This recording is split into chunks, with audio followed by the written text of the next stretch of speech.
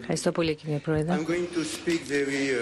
Εγώ θα μιλήσω πολύ γρήγορα, διότι τα αγγλικά μου ίσως είναι μη βιώσιμα όσο είναι και το δημόσιο χρέος της Ελλάδας. Όμως, επειδή ήδη υπόθηκαν πολλά πράγματα για αυτό το θέμα και εγώ είμαι πολύ περήφανος που βρίσκομαι εδώ και είναι μια τιμή να είμαι συμμέτοχος σε αυτό το έργο. Λοιπόν, υπάρχει μια κοινωνική σχέση με το χρέος, αλλά μιλάμε και για αριθμούς και πρέπει να χρησιμοποιήσουμε και να δουλέψουμε πάνω στους αριθμούς. Όπως είπε και ο Πασκάλ, εγώ έχω συμμετάσχει και σε λογιστικό έλεγχο στη Γαλλία και υπάρχουν δύο θέματα που είναι πολύ σημαντικά και για την Γαλλία και για την Ελλάδα. Πρώτα απ' όλα, στην δεκαετία του 90 υπήρχαν απειλές όσο αφορά το δημόσιο χρέος και αυτές οι απειλές ήταν αυξημένες. Αν και είναι πριν από 20 χρόνια, ακόμα πληρώνουμε τα επιτόκια που υπήρχαν τότε στην δεκαετία του 90, διότι βεβαίως υπήρχε η μετακύληση αυτού του χρέους και αυτό που πληρώνουμε σήμερα, το πληρώνουμε και στις διαφορετικές χώρες, προέρχεται ως κληρονομιά εδώ και 20 χρόνια. Ίσως υπάρχει ένα πολύ σημαντικό θέμα εδώ. Ποιοι ήταν αυτοί τότε που επωφελήθηκαν και που υποφελούνται από αυτά τα υψηλά επιτόκια του 90 και να δούμε μήπως είναι και πάλι οι ίδιες τράπεζες της Γαλλίας και της Γερμανίας που είχαν προβεί σε αυτά τα βήματα. Και υπάρχει αυτή η συσσόρευση αυτού του χρέους που είναι βεβαίως δυσανάλογο.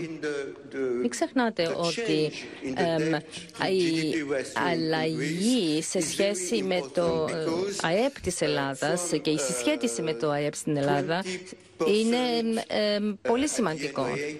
20% στα τέλη του 80, 100% και λίγο πριν από τη μεγάλη κρίση.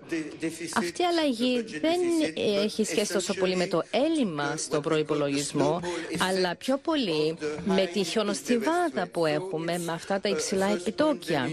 Λοιπόν, αυτό είναι το πρώτο θέμα. Πρέπει να εξετάσουμε αυτό το συγκεκριμένο θέμα. Μετά από την κρίση, βεβαίως, έχουμε πάρα πολλά θέματα επί των οποίων πρέπει να δουλέψουμε. Θα πρέπει να δούμε ως οικονομολόγοι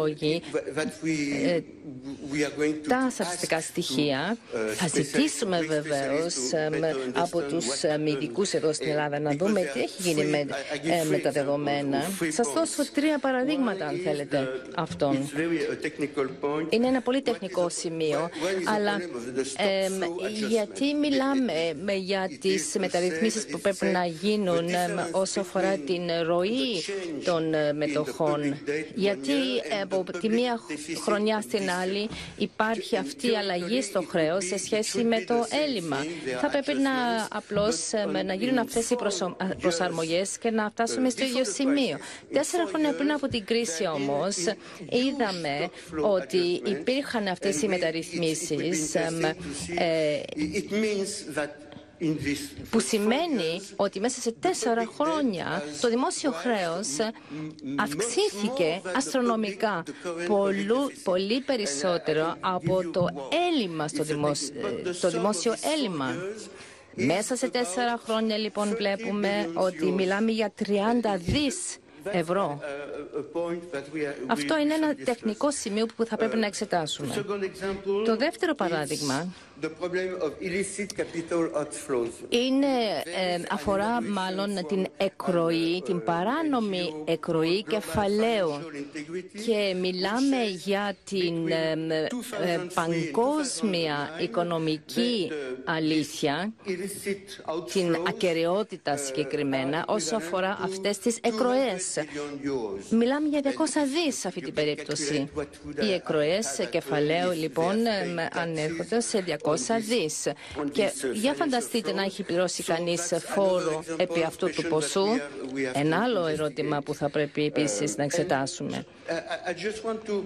Να δούμε και λίγο, τέλος, την μεθοδολογία για το πώς διεξάγεται ένας τέτοιος λογιστικός έλεγχος.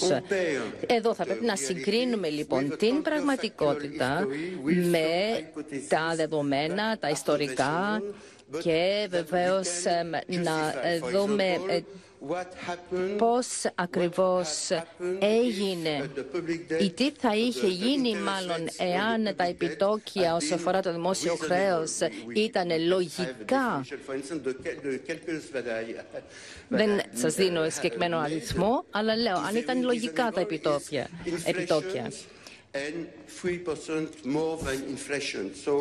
Εδώ έχουμε επιτόκια που είναι 3% πάνω από τον πληθωρισμό. Αυτό είναι κάτι που θα πρέπει να συζητήσουμε και να αναλύσουμε περαιτέρω. Το τελευταίο σημείο αφορά στην δύναμη της δουλειάς μας, όπου θα μπορούσαμε να συνδυάσουμε την μακροοικονομική ανάλυση με την υπεροχή των κοινωνικών και ανθρώπινων δικαιωμάτων και αναγκών. Εδώ θα πρέπει να έχουμε ένα συνδυασμό αυτών των πραγμάτων και αυτών των στοιχείων, ούτως ώστε να δώσουμε κάποια δύναμη, κάποια πυγμή στη δική μας μελέτη. Ευχαριστώ πολύ.